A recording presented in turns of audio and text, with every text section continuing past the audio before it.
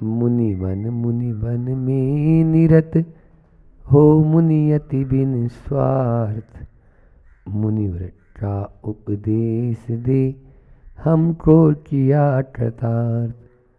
मातृ भावना मम रही मुनिव्रत पाल यथार्थ। मैं भी मुनि सूरत बनूं पावन पाए पदार्थ। खास दास की आस बस श्वास श्वास पर वास। पार्श्व करो मत दास को उदासता का दास। ना तो सुर सुख चाहता शिव सुख की ना चाह। तब तुति सरवर में सदा होवे मम अवेगा। बोलिए 1008 श्री मुनि सूरतनाथ भगवान की। मांडी तुंडी सिद्ध क्षेत्र के मूलनायक चिंतामणि पारसनाथ भगवान की। सिद्ध प्रभु भगवान राम भगवान हनुमान आदि 99 करोड़ मुनि महाराज की। परम उपकारी संत शिरोमणि आचार्य गुरुवर विद्यासागर जी महामुनि राज की। पूज मुनि श्री 108 दुर्लभ सागर जी महाराज की। आपको बताया कि सिद्ध भूमि में सिद्ध पुरुष भगवान की यह कथा बोलने और श्रवण करने का सुअवसर प्राप्त हो रहा है। इसके पूर्व अपनी कथा को अपन आगे बढ़ाएं। पूर्व में हमने बताया है कि किस प्रकार से सीता जी और राम का पुनः मिलन होता है सीता हरण के बाद, और किस प्रकार से वे लंका में रहकर लगभग 6 साल से ऊपर व्यतीत समय वहीं बीत जाता है। उसके बाद शत्रुघ्न का मथुरा का राज्य मधु राजा जो थे उनका युद्ध स्थल पर ही वैराग्य के ऐसे दृढ़ परिणाम हो जाना कि वे वहीं पर दीक्षित हो जाते हैं। और साथ में ही यह भी बताया कि सीता जो है उसको 2 स्वप्न आए। एक स्वप्न ये कि 2 अष्टापद प्रवेश कर रहे हैं, और एक स्वप्न ये आया था कि विमान से नीचे गिर गई हैं। पहला स्वप्न का फल शुभ लेकिन दूसरे का अशुभ था। उसी समय इसकी दाईं आंख बहुत ज़्यादा फड़कने लगी सीता की। ध्यान रखना, स्त्री का जो है वो दायां अंग या दाईं आंख फड़कना अशुभ कहलाता है, और पुरुष का बाएं आंख फड़कना अशुभ कहलाता है। ऐसा रविसेन आचार्य ने पद्म पुराण में भी बताया है। उसके बाद जब राम ने कहा कि आपका जो है, उसका तो फल बताया ही नहीं उन्होंने, बस ये बताया कि आप इसको धर्म ध्यान से, जाप से, पूजा विधान से, तीर्थ यात्रा से ही आप दूर कर सकते हो। जैन धर्म में ऐसा कहीं नहीं लिखा कि जो कर्म आपने किया है उसको उसी रूप में आपको भोगना है। निरति निकाचित को छोड़ दो, बाकी कर्मों में बहुत कुछ संभव है। आपने यदि कर्म कांड पढ़ा हो तो कर्मों के अंदर बहुत बदलाव, इसीलिए बताया कि कर्म को बांधने में कदाचित आप परतंत्र हैं, लेकिन भोगने में आप स्वतंत्र हैं। समझ में आ रहा है? उदय में स्वतंत्र है, ये बात है, इसको आप नोट करो। आपने कर्म को बांधा, अब वो फल तो देगा, लेकिन उसमें संक्रमण भी हो सकता है, उसमें उत्कर्षण भी हो सकता है, उसमें अपकर्षण भी हो सकता है। याद करो राजा श्रेणी के ही जीवन का वह प्रसंग, 33 सागर की सप्तम नरक की आयु का बंध हो चुका था, लेकिन परिणामों की ऐसी निर्मलता कि उसको घटाते घटाते घटाते 7वें से पहले नरक, और पहले नरक में भी जो मिनिमम है, कम से कम इससे कम नहीं हो सकती, बस वहां तक 84,000 वर्ष पूर्व तक लेके आ गए। बोलो, यानी पूरे समुद्र को सुखाकर चुल्लू भर कर देना। शिवभूति मुनिराज का भी एक उदाहरण, धर्मरुचि मुनिराज का भी उदाहरण आपने सुना होगा, जो सप्तम नरक की आयु के बंध के योग्य परिणाम थे, लेकिन जैसे ही उन्होंने अपनी निंदा गराहट की, देवता लोग उनका केवल ज्ञान कल्याणक मना रहे हैं। ये तो परिणामों की बड़ी विचित्रता है। इसी प्रकार से सीता ने भी अपने परिणामों को ही बहुत सुधार रखकर और बहुत उसने सहनशीलता दिखाई। धीरे धीरे जब कृतांतवक्र सेनापति उनको ऐसी भयंकर अटवी जहाँ सूर्य का प्रकाश भी नहीं पहुँचता है, उस अटवी में भी छोड़ दिया, तो वह रोई नहीं, वह गिड़गिड़ाई नहीं, वह अपने डिप्रेशन में नहीं गई। आज का तो कोई होता हो तो डिप्रेशन में चले जाए, अवसाद में चले जाए, आत्महत्या कर ले कि अब भैया अब तो जीवन दूभर है। अरे पहले वनवास हुआ था तो कम से कम पति तो साथ था, अब तो वो भी साथ नहीं है, अब पति ने ही छुड़वा दिया है, लेकिन 2 पुत्र मेरी कोख में हैं, ये उसको आवाज था। चलो मैं नहीं सही, इन पुत्रों के लिए तो मुझे अभी अपने जीवन को और आगे बढ़ाना है और इनको बड़ा करना है। इस प्रकार की, जिस प्रकार से धरती में सहनशीलता होती है, पेड़ में सहनशीलता होती है, उसी प्रकार से सीता की सहनशीलता भी आप लोगों ने रामायण में। होता क्या है कि राम का चरित्र तो सबके सामने आ जाता है, लेकिन सीता का चरित्र कम लोग, जबकि आचार्य श्री जी ने भोपाल में जितने भी प्रवचन किए रविवार के दिन बाहर सार्वजनिक मंच पे, वो सीता के ऊपर ही किए उन्होंने। उनका तो वैसे ही 1-1.5 घंटा कब हो जाता है कोई पता ही नहीं चलता है। इस प्रकार से एक पुस्तक है कुंडलिनी शक्ति, उसमें आता है कि नारी में बहुत विशिष्ट गुण होते हैं। आप देखो, जितनी क्षमा की प्रतिमूर्ति नारी होती है उतना पुरुष नहीं। धैर्य धृति गुण नारी में होता है। इसी प्रकार से और भी सहिष्णुता की, यानी वह मूर्ति कहलाती है। ये सब स्त्रीलिंगी शब्द है और वह सब सीता में देखने को मिले, इसलिए आज वह सबकी आदर्श बनी हुई है। आज भी कोई महिला या कोई लड़की के लिए थोड़ा सा भी अपन बोलते हैं ना, ये तो बिल्कुल सीता है, इतने में देखो इसका मतलब है कि बहुत ही सरल है, सहज है और शीलवान है ये। लेकिन लोगों के बहकावे में आकर राम ने उसको छुड़वा दिया। अब राम को भी पश्चाताप हो रहा है।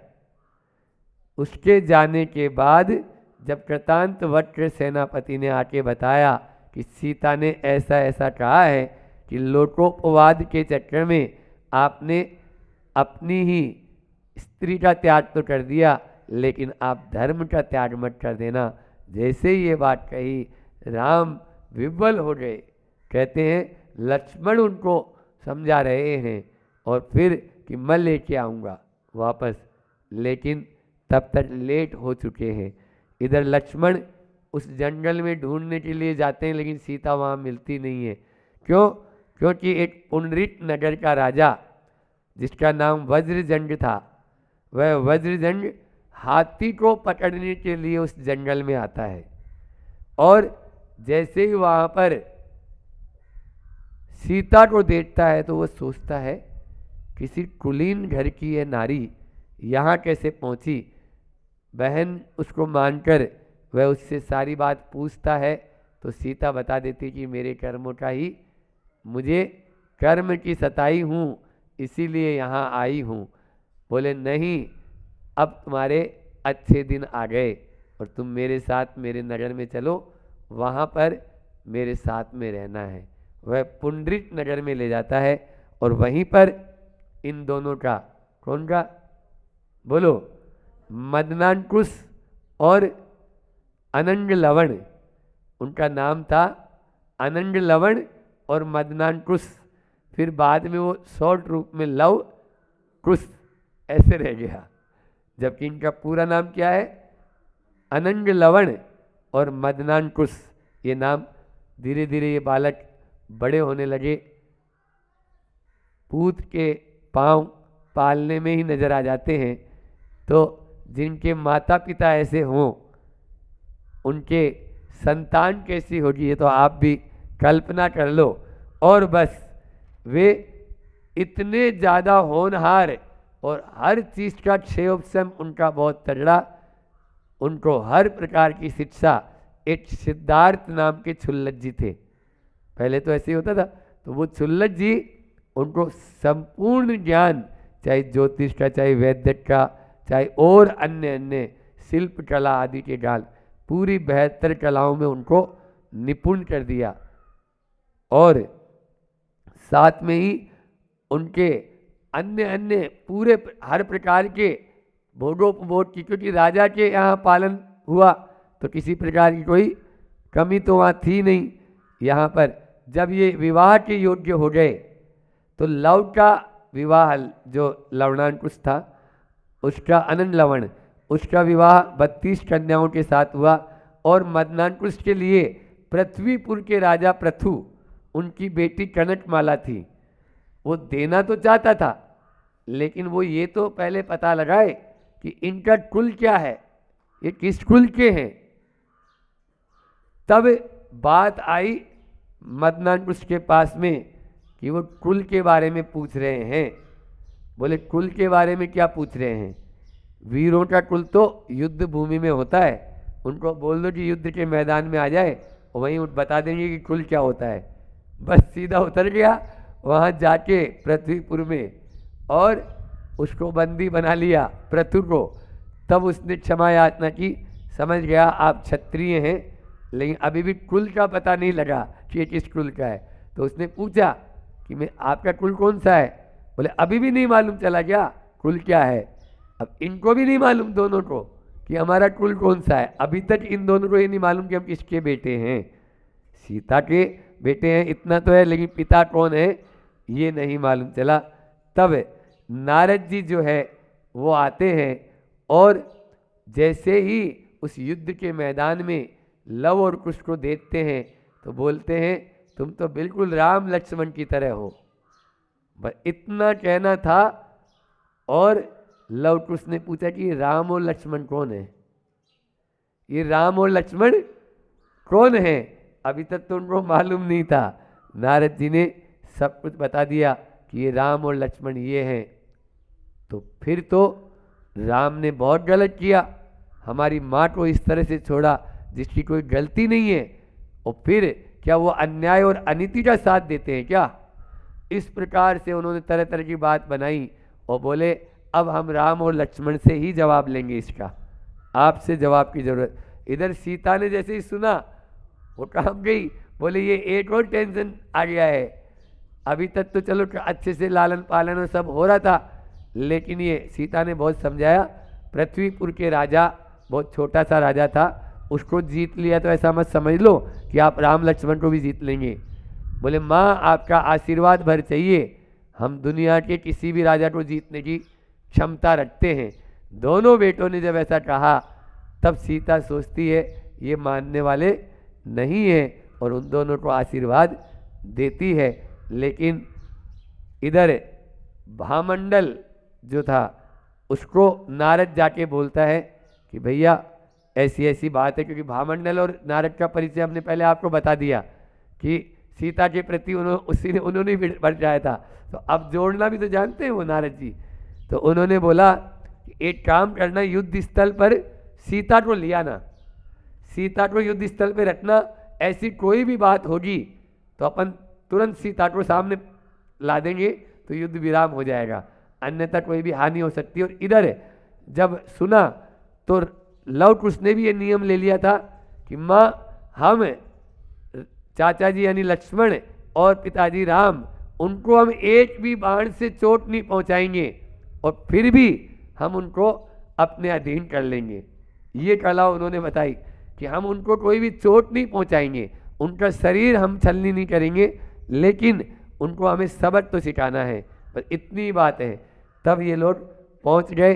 इधर हनुमान, सुग्रीव और ये भामंडल ये सब मैदान में लटे हुए। अब जैसे ही युद्ध शुरू हुआ तो राम लव से लड़ने लगे और लक्ष्मण कुश से लड़ने लगे। अब ये दोनों में युद्ध चल रहा है। अब हनुमान और सूर्य जी और ये भी बलशाली विद्याधर थे, तो नारद जी ने सोचा कि इनको पहले सरेंडर करो, ये लोग विद्याधर हैं, इनको सरेंडर कर देंगे तो अपना आप ही युद्ध ये लोग जीतेंगे। तो धीरे से हनुमान के कान में बोला, सुनो, ये जो युद्ध कर रहे हैं ना, ये राम के बेटे हैं, राम के बेटे हैं। वो शांत हो गया हनुमान तुरंत ही, और सुरजीव के भी कान में जाके बोल दिया, वो भी हथियार पटक के। राम देख रहे हैं कि ये लोग हथियार क्या कर रहे हैं, ये तो सब बच गए, खाली हमें छोड़ रहे हैं अकेले। इधर राम और लक्ष्मण ये युद्ध कर रहे हैं, लेकिन जब कोई नतीजा नहीं निकला तो कहते हैं कि अभिमान या क्रोध में आदमी अनर्थ कर ही बैठता है, और लक्ष्मण ने चक्र रत्न को याद कर लिया, और जैसे ही चक्र रत्न को याद किया वो उन दोनों के ऊपर चला दिया। लेकिन आप लोग जानते हो कि वंश के ऊपर चक्र का भी कोई प्रभाव नहीं पड़ता है। इस प्रकार से वह वापस लक्ष्मण के हाथों में आ गया। सब तरफ देवता लोग भी जय जयकार करने लग गए, और इधर जो है उन दोनों ने भी हथियार डाले, लव और कुश ने, और अपने पिता के और चाचा के चरण स्पर्श करके बोला कि हमसे भूल हुई जो आपके ऊपर अस्त्र उठाया, लेकिन आपने हमारी माँ को बेकसूर होते हुए भी आपने घर से निकाला, ये तो बात सही नहीं, आप मर्यादा पुरुषोत्तम राम कहलाते हैं। फिर इस प्रकार का किस तरह से हुआ, ये बात हुई। तब हनुमान ने बीच में रास्ता निकाला।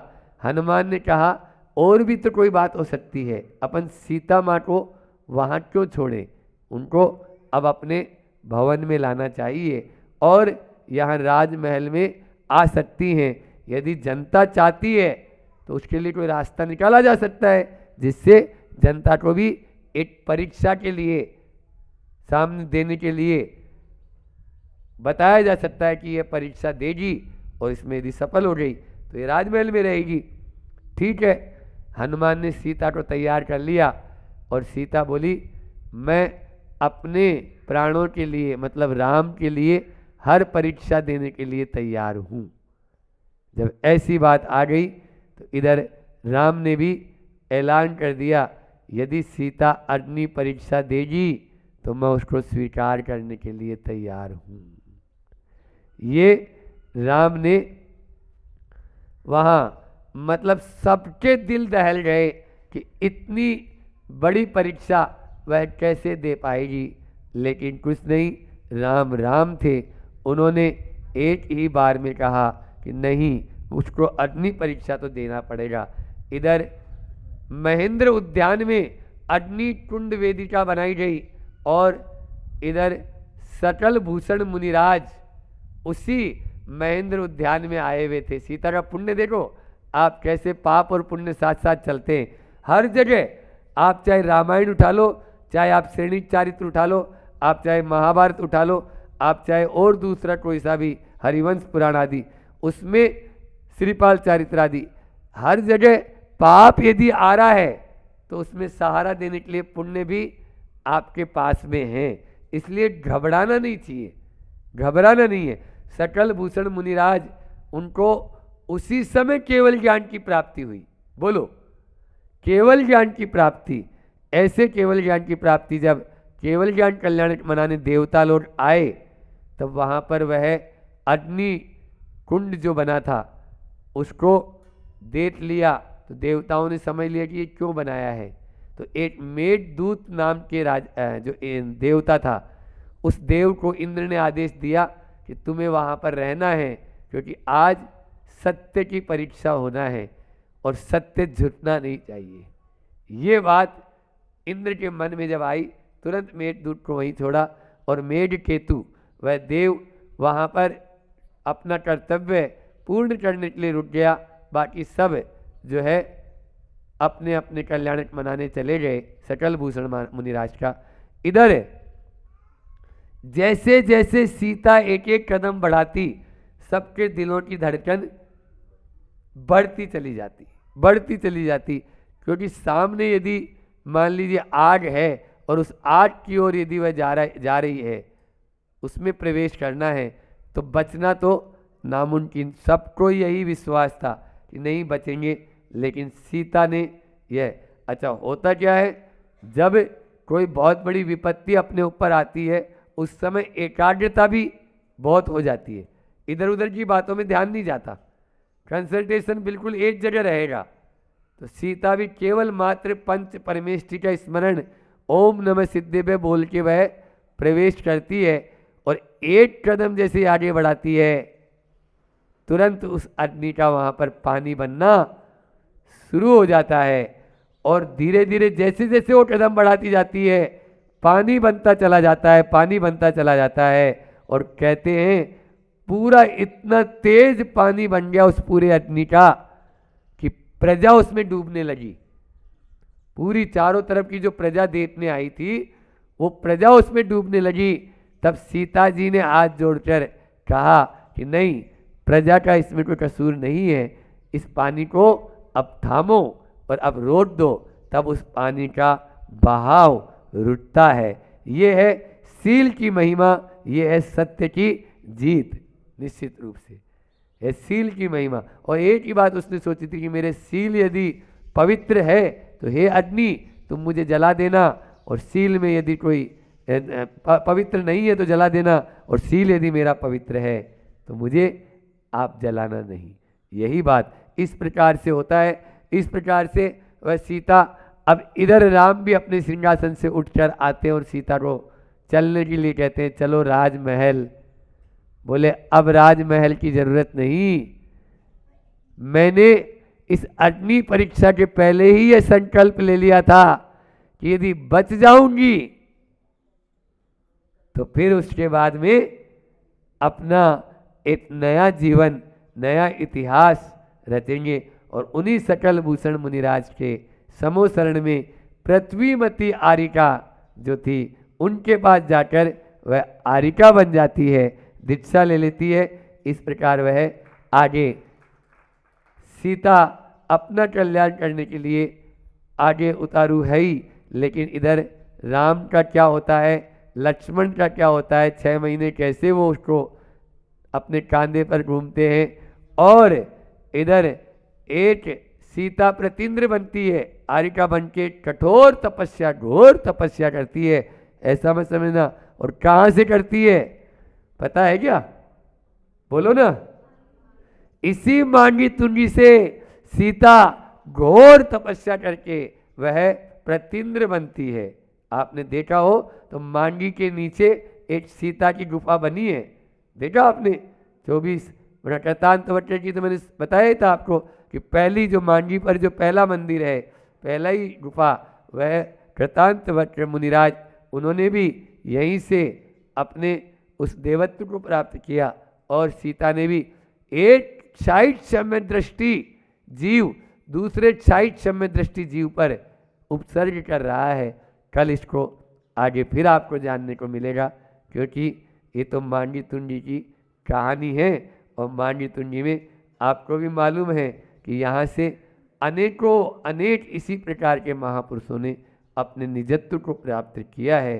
हम सब भी उस निजत्व को प्राप्त करें, तभी ही अपना कल्याण होगा।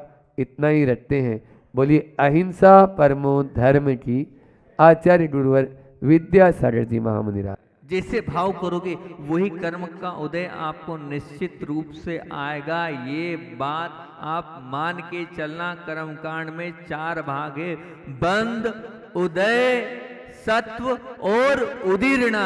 अभी कर्म का जो उदय आएगा उसमें 6वें गुण स्थान तक प्रत्येक कर्म की उदीर्णा होती है। और वो होती है क्या, वर्तमान में अभी जो भाव हो रहे हैं उसके माध्यम से। अब वर्तमान में अगर आपके भाव ये हैं कि आज ये आपके अंदर ये है कि मैं तो बीमार ही रहता हूं, मैं तो बीमार, आना साता का उदय था, लेकिन आपके भाव क्या है, मैं तो बीमार ही रहता हूं। आप बीमार ही रहोगे, आप बीमार ही रहोगे। ये कर्मकांड ग्रंथ बोल रहा है कि आप बीमार ही रहोगे। धवला जयदला ग्रंथ बोल रहे हैं, महान ग्रंथ बोल रहे हैं, क्योंकि उदीर्णा के बिना उदय नहीं है। जो कर्म का उदय है उसमें वर्तमान का तुरंत का भाव रहेगा, जैसा भाव करेगा। तो कह रहा है मैं बीमार हूं, वो बीमार रहेगा। जो कह रहा है मैं गरीब हूं, मेरी दुकान नहीं चलती, मैं गरीब हूं, वो गरीब ही रहेगा। क्यों? वर्तमान में तो उसके यही भाव चल रहा है ना अंदर से। तो आना तो था, अमीर बनना था, लेकिन गरीबी ही रहेगा, क्योंकि भाव ही ये कर रहा है कि मैं गरीब हूं तो गरीब रहेगा। मैं अच्छा बोल नहीं पाता हूं, वो जीवन में कभी अच्छा नहीं बोल पाएगा, क्योंकि वर्तमान में तो उसके वही चल रहा है भाव कि मैं अच्छा बोल नहीं पाता हूं, तो वो 3 काल में अच्छा बोल नहीं पाएगा। मैं अच्छा खेल नहीं पाता हूं, कोई अगर बच्चा है क्रिकेट खेलना चाह रहा है, मैं अच्छा खेल नहीं पाता हूं, वो 3 काल में अच्छा नहीं खेल पाएगा। क्यों? वर्तमान में यही भाव उदीरना उसकी यही, मैं अच्छा कर नहीं पाता हूं।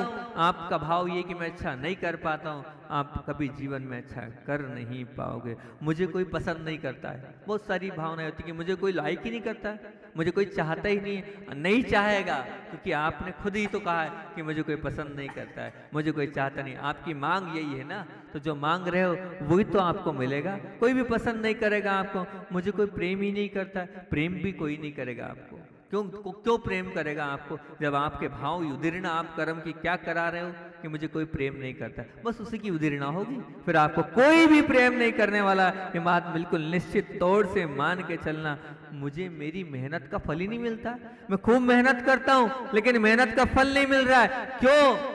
मिलेगा ही नहीं, मिलना ही नहीं, क्योंकि आपने उदीरना तो यही करी है ना कि मैं लाख मेहनत कर लूं, मेहनत करने के बाद भी मुझे फल नहीं मिलता है, तो फल निश्चित तौर से मान के चलना बिल्कुल नहीं मिलने वाला है, बिल्कुल नहीं मिलने वाला है, ये मान के चलना। मेरे जीवन में अब जो भी है, मैं चाहता तो हूँ कि अच्छी नौकरी मिल जाए, लेकिन क्या करूँ, मेरी वो जो नौकरी है वो मिलती ही नहीं है, मैं वहीं का वहीं हूँ। आपको नौकरी भी नहीं मिलने वाली है, बिल्कुल नहीं मिलने वाली। ये सब सत्य बात बोल रहा हूँ, मन से नहीं बोल रहा हूँ, कोई सकारात्मक भूमिका नहीं बोल रहा हूँ, बिल्कुल आगम को सामने रख रहा हूँ। आप चाहे तो और जिसको नहीं आता पूछ लेना कि क्या कर्म कांड इसमें ये उदीरना है कि नहीं, उदीरना कपट होता है कि नहीं, उससे आपको स्पष्ट हो जाएगा। तो मेरे जीवन में कष्ट ही लिखे हैं, आपके जीवन में कष्ट ही कष्ट आने, पीड़ा ही पीड़ा आने, क्योंकि आप खुद मेरा कोई साथ ही नहीं देता है, कोई नहीं साथ देगा आपका, कोई आपके साथ खड़े होने वाला नहीं होगा, क्योंकि उदीरना आपने क्या करी है कि मेरा कोई साथ नहीं देता है। तो निश्चित मान के चलना, आपको कोई भी साथ नहीं देता,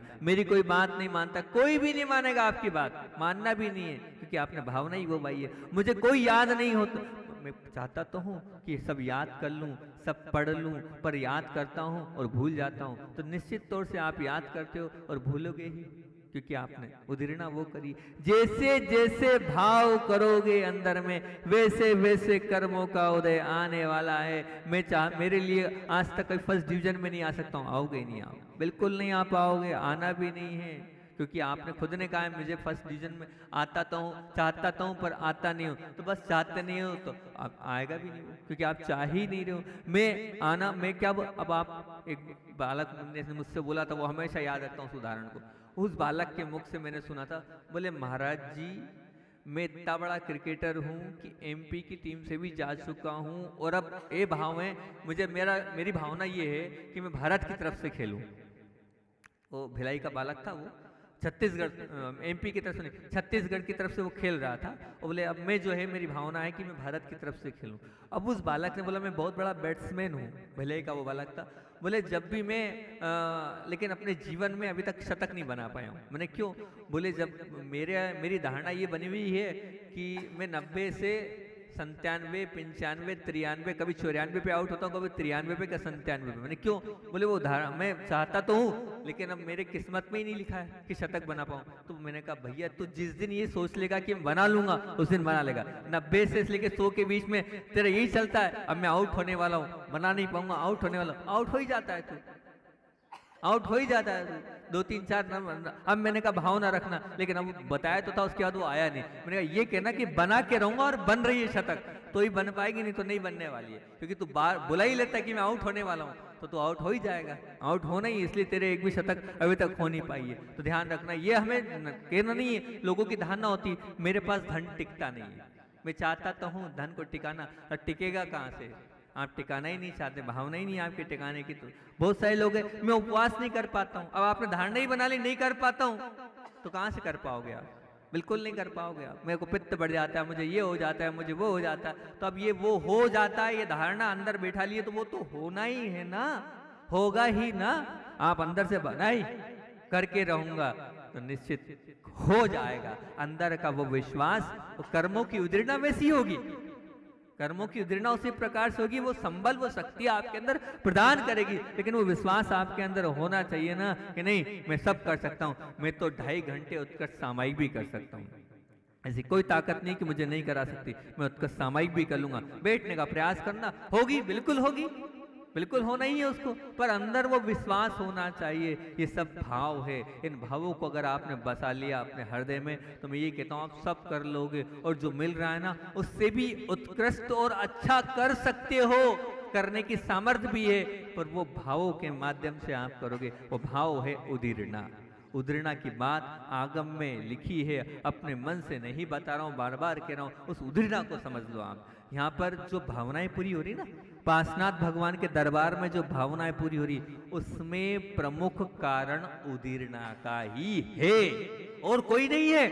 भगवान ना दे सकते हैं, अगर भगवान देने लग जाएंगे ना तो सब कुछ समाप्त हो जाएगा। ये पार्श्वनाथ भगवान कुछ नहीं दे रहे हैं। आपका इतना दृढ़ विश्वास हो गया है, तो आपको संख्या बताई इतना, 1,29,60,000 सेकंड तक आपने भावना, भाई मुझे ये चाहिए, मुझे ये चाहिए, मुझे ये चाहिए, इसलिए वो मिल जाता है, इसलिए वो मिल जाता है, और कोई कारण नहीं है मिलने का, वो यही उदीर्णा है। उस उदीर्णा के पुट के कारण आपको सब मिल जाता है। लगातार 5 महीने तक एक ही भावना बार बार रहे हो आप, और इस भाव के साथ आते हो, यहाँ रखते हो, फिर सब कुछ वही चलता है। उदीर्णा के माध्यम से वो सब कुछ पूरा होते चलता है। ये चमत्कार हमारे भावों का है, हमारे परिणामों का है, उसमें उसके केंद्र में बैठी उदीर्णा का है, उसके केंद्र में बेटी काय का है, उदीर्णा का है। इसीलिए कहते हैं, इसलिए मैंने वहां पर ये आप यहाँ से मांगी तुंगी के माँ से यही निकाला, मांग होती है पूरी पूर्णिमा को सिद्ध भूमि, मांगी तुंगी के पार्श्वनाथ प्रभु की भक्ति करने से, और भक्ति में मूल है। बहुत सारे उदाहरण हमने योगेश अपने शैलेश भाई के मुख से सुने कि यहाँ लोग आते हैं, और वो जो लोग आते हैं उनकी वो भावनाएं पूरी होती चले जाती है। बोले एक बम्बई के सज्जन थे, वो आए, उनको संतान नहीं थी, तो बोले यहाँ पर हमने उनसे कहा रवि पुष्य की पूर्णिमा से प्रारंभ करो और आप यहाँ भावना भाव, लेकिन एक शर्त है, 5 पूर्णिमा को आपको लगातार आना पड़ेगा, और दूसरी बात, जो ये नियम लेता है उसकी परीक्षा होती है, जो ये नियम लेता है उसकी परीक्षा भी बहुत होती है। तो ठीक है, वो उन्होंने नियम लिया, नियम लेने के बाद 3 पूर्णिमा में, 4थी पूर्णिमा में उनकी धर्मपत्नी को इतना तेज बुखार आया कि अस्पताल में एडमिट करना पड़ा, और पूर्णिमा 2 दिन बाद उन्होंने फोन करके शैलेश जी से पूछा, तो उन्होंने कहा देखो वो तो आपको चाहे जो हो, अगर आपको अपनी मान्यता पूरी करनी है तो आपको आना पड़ेगा। अब वो भर बुखार में अस्पताल में भी मुझे जाना है, मुझे जाना है, मुझे जाना है, इस भाव से जाना है, पार्श्वनाथ भगवान के दर्शन करने जाना है, चलता होगा। अब वो जैसे तैसे गाड़ी में बॉटल चढ़ाते चढ़ाते यहाँ लाए, यहाँ दर्शन कराया, दर्शन कराने के बाद जो है 4थी भी हो गई, 5वीं पूर्णिमा भी हो गई। अब अभी हाल बता रहे थे कि अभी 1 माह पहले उनको उनके गर्भस्थ उनको क्या हो गया, बालक हो गया, जो उन्हें चाहिए था वो हो गया, जो उनकी अपेक्षा थी वो पूरी हो गई। ऐसे एक धुलिया में एक सज्जन है, वो आ गए थे बिल्कुल सड़क पर, लेकिन यहाँ पर बाहर 5 पूर्णिमा पे आ गए, अब वो वापस ऊपर पहुंच गए, वापस ऊपर पहुंच गए। ऐसे अनेकों उदाहरण उनके पास लिखे हैं डायरी में, जो यहाँ आते हैं और उनकी भावनाएं पूरी होती है, पर वो भावनाओं को पूरा करने में किसका योगदान है, उदीर्णा का योगदान है, अंदर बैठे भावों का योगदान है। वर्तमान में आप जो भाव करोगे, उस भावों के माध्यम से ही आपके भावों की पूर्ति होती चली जाएगी, वो सब कुछ पूरा होता चला जाएगा। अब बात आती है वो कि ये 5 पूर्णिमाओं पर आप आ रहे हो, लेकिन क्या मांगना है,